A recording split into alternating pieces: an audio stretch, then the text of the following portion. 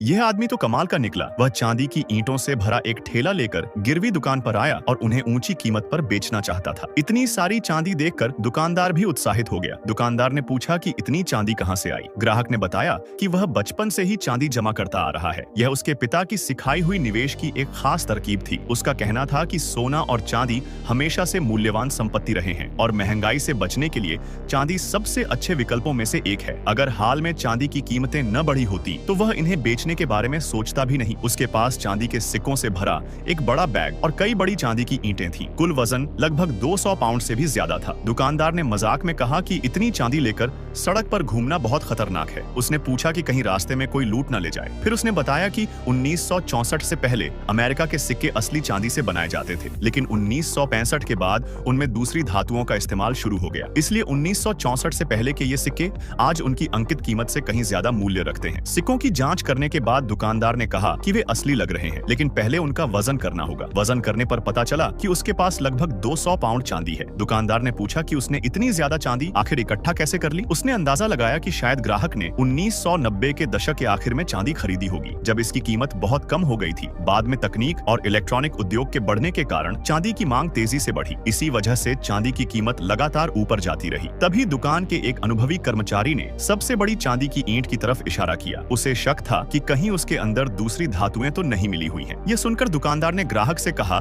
कि वह ईंट में एक छेद करके उसकी शुद्धता की जांच करना चाहता है। ग्राहक ने अनुमति दे दी। इसके बाद दुकानदार ने चांदी की ईंट में ड्रिल मशीन से छेद किया। छेद से निकली धातु की बुरादे को इकट्ठा करके एक छोटा टुकड़ा बनाया गया। फिर उस पर रासायनिक परीक्षण किया गया। अगर धातु का रंग वैसा ही बना रहता तो इसका मतलब था कि वह शुद्ध चांदी है। जांच के बाद साबित हो गया कि पूरी चांदी असली और शुद्ध थी। इसके बाद दुकानदार ने गणना की और कुल मिलाकर $1,10,901 की पेशकश की। ग्राहक ने तुरंत मोल भाव शुरू किया और $1,15,000 मांग लिए। दुकानदार ने यह कीमत मानने से इनकार कर दिया। उसने कहा कि चांदी के व्यापार में पहले से ही बहुत कम मुनाफा होता है, इसलिए वह इतनी ज्यादा रकम नहीं बढ़ा सकता। आखिरकार उसने अपनी अंतिम पेशकश $1,11,000 रखी। ग्राहक ने फिर भी कोशिश की और $1,12,000 की मांग कर दी। दुकानदार अपनी बात पर अड्डा रहा और बोला कि उसकी आखिरी कीमत $1,11,000 ही है। उसने साफ कह दिया कि अगर यह कीमत मंजूर नहीं है तो सौदा नहीं होगा। ग्राहक ने कुछ सेकंड सोचने के बाद प्रस्ताव स्वीकार कर लिया।